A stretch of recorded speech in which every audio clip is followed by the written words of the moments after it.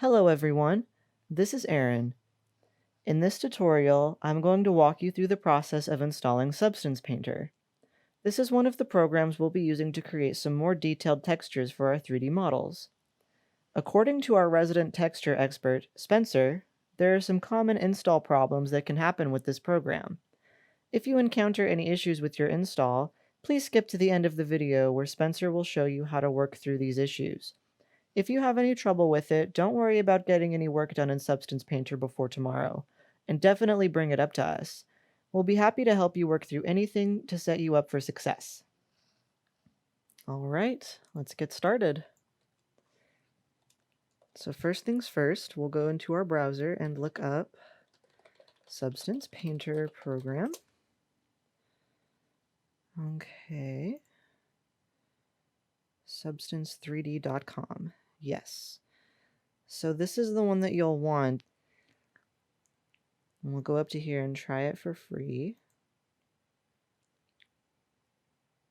30-day free trial. Excellent.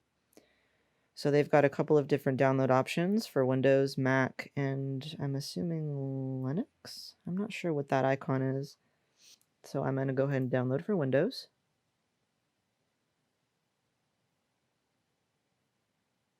And we'll wait for that to finish. All right.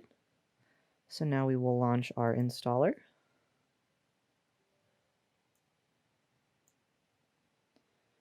Yes, we do want to allow this app to make changes to our device.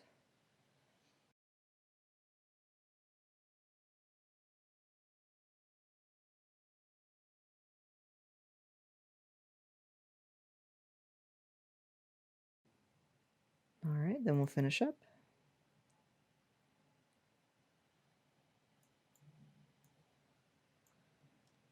All right, so now we've successfully installed Substance Painter. It should have a desktop icon that looks like this. Okay, let's create an account. Oh, oops, I'm dumb. Create an account. I always do that.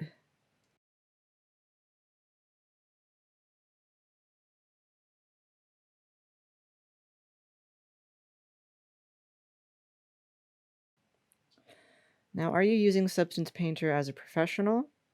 You guys will probably click no here, just because you're not getting paid to make your models or anything yet, but I certainly could use it for work.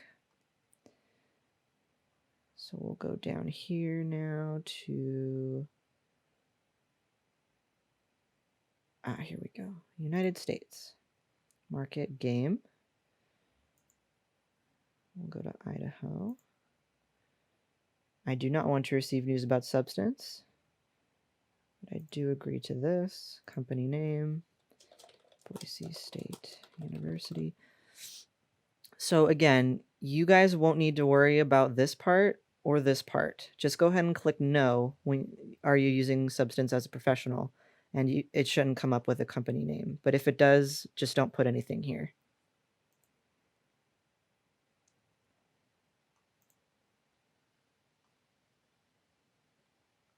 Oops, okay, so I have used this email before, so let me use a different one.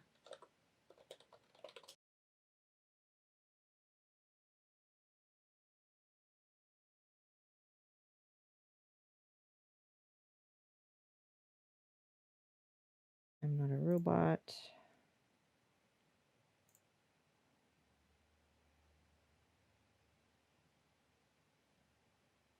All right. So now we should have our new account.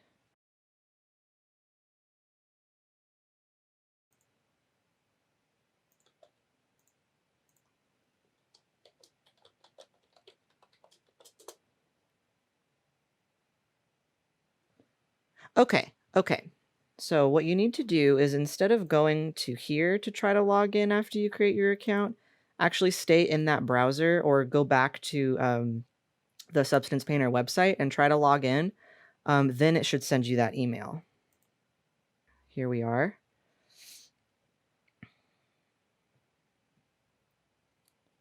All right, we will confirm our account. All right. Validate. It's not taking me to anything else, so let me see if my account has been validated or not. We will log out of there in this one. Now let's try logging into the actual app and see if we can do that.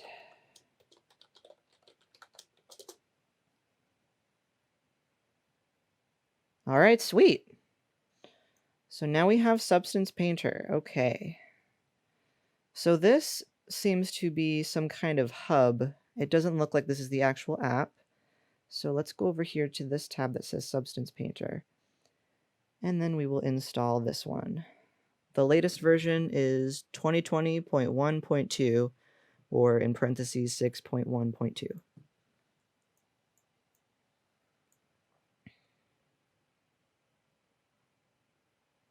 I will go ahead and automatically update my product. And the installation path is the same as it was before. And now we'll just wait for that to download.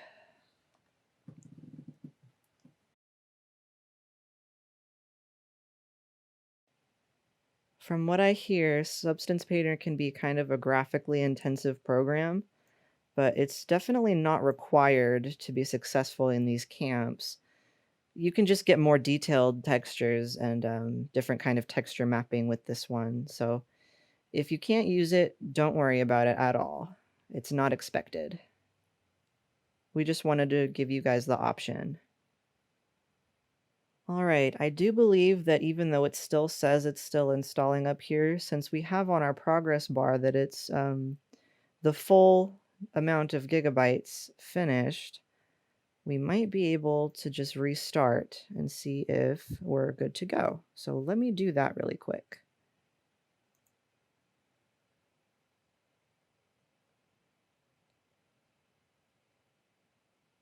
Okay, so what this means right here, I don't know if you folks are familiar with this, but let me switch to my other screen here so that you can see what exactly the tray menu is. All right, so this is the tray menu right here. I'm not sure what the Mac equivalent of this is, but you might have something different with that. So Substance Painter is active right here, and I'm going to go ahead and quit.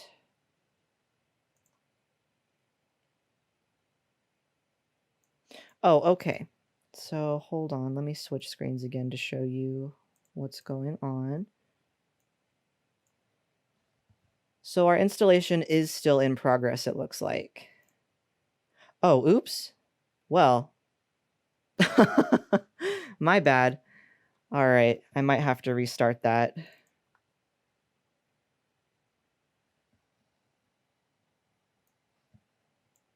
Silly. Okay.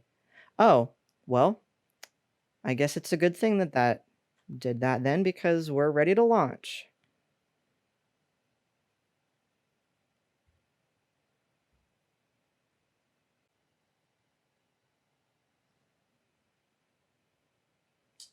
Oh boy, all right.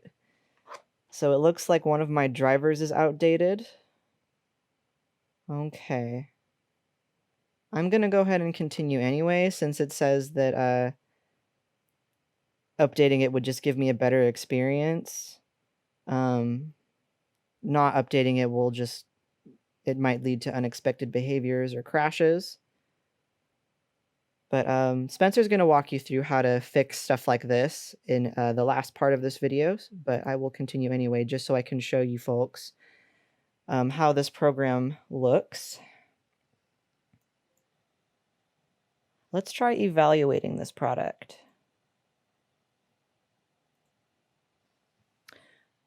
Now, I don't know if you folks will experience this issue just because you probably have never downloaded Substance Painter unless you've dabbled in texturing before. But since I have downloaded it on my computer before, maybe that's why I'm experiencing this problem. Ooh, okay. Please select the license you want to use. Absolutely, we'll use our standard license, Substance Painter trial, and it expires in exactly 1 month. Okay, so it looks like when that happens, just go ahead and select Evaluate Product, and it should solve the problem. Cool. All right, so this is Substance Painter. And as you can see down here, we've got lots of fun texture options to choose from. And Spencer's going to show you a little bit more about that in his tutorial.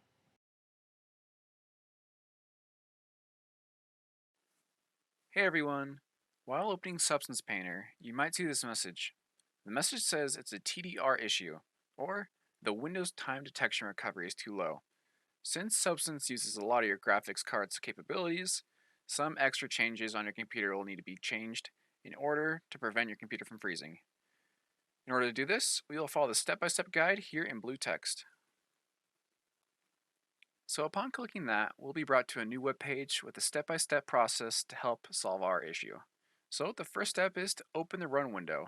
So in order to find the run window, what we can do is we can go next down here on our toolbar, and next to the window button, I want to go type in the search bar. And what I'm going to type in is REGEDIT, or regedit, or registry editor. And I'm going to hit enter to open that up.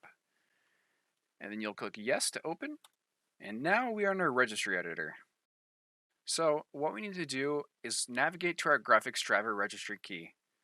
So on the web page, it tells you the specific order in which to find it, but I'll walk through that. So under your computer, we're going to look for HKey local machine. I'm going to click the arrow to drop it down, and next we're going to be looking for system right here, and then under system, we are going to be looking for current control set. So I'll look for that, and here is current control set. I'll click the drop down, and then another one, I need to find control. So right here under control, I'll click it and hit the drop down. And last but not least, we need to look for graphics drivers. So there might be a few choices. It might look a little bit different, but graphics drivers should be there. So I'm going to look for G for graphics drivers, and it's right here. And this is where we need to be. So now that we're in our graphics driver registry, we need to see if we have a TDR delay value. In my case, I do not. So I'm going to right click, hit new, and we want to create a new DWORD 32-bit value. I'm going to click that, and we need to name this capital T, DR, capital D for delay, and it needs to be spelled just like this, otherwise it will not work. Again, that's TDR delay. Once it looks like that, I'm going to enter, and now I can right click it and hit modify. If you do have this TDR delay value, you don't need to delete it. All you need to do is right click it and hit modify. So now under my TDR delay, I'm going to adjust the values. So for value data, I'm going to change the 0 to a 60. And under base, I'm going to change it from hexadecimal to decimal. So I'll double check and make sure that's right. It might autocorrect to 96, go back and change that to 60. And hit enter, and everything should be correct now. And we're going to do one more. So next, we're going to be looking for the TDR DDI delay value. And if it's not there, we need to add it. So I'm going to look over here under my graphics cards registry, and I'm going to look for a TDR DDI delay. And I do have it. So all you need to do now is right click and modify. But if you don't see this, all you need to do is right click and create a new DWORD 32-bit value. So I'm going to click it and modify it. Double check that it is TDR DDI delay, and it's spelled exactly like this. And again, you can check on step number 5 to make sure it's spelled correctly. So under this, I'm going to change the value data to 60 and the base to decimal. Again, it'll autocorrect, so go back and change the value data to 60 and hit OK. So now that we changed those values, the hard part's done. All we need to do now is close out and restart our computer. And if it pops up again, do this process one more time and make sure everything's named properly and the numbers are correct.